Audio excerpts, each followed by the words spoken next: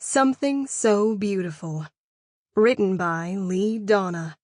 Narrated by Laurie West and Christian Black. 1. The worst parts of our lives are the things we never see coming. The things we can't prepare for because our nightmares aren't made of them. Like my mother dying when I was 9, and my father abandoning me 6 months later. Or being widowed by 30. I never imagined any of those things, yet they all happened. Then there's the insanity.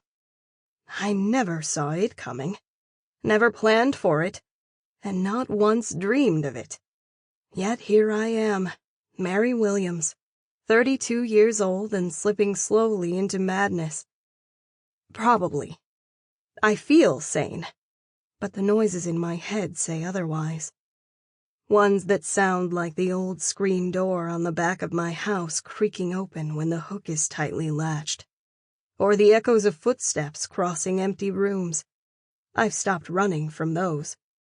My house is small enough that even with rubbery legs I can check all 800 square feet faster than dragging my wobbly legs to a neighbor's house.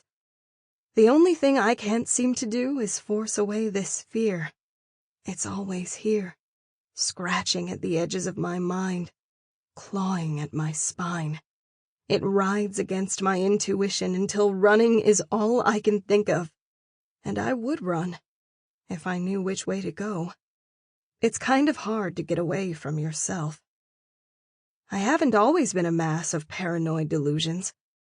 Kim, my best friend since 4th grade, used to call me strong. A survivor, capable of finding a way to cope with anything. Now she and her husband Kevin have decided I'm having a grief-stricken mental break. At least that was their opinion. One they didn't hold their tongues about. Too many times pamphlets about mental institutions were slipped to me when I was walking the floor of my store. Never mind that it's already hard enough being the manager of a top clothing retailer, without customers who happen to distantly know my friends reaching out as if it's their duty to aid the poor, grieving widow who's slowly going mad. The embarrassment would have been magnified if my employees ever found out what the whispered conversations were about. But Kim doesn't promote her theory anymore. Not since I stopped talking about how I feel inside.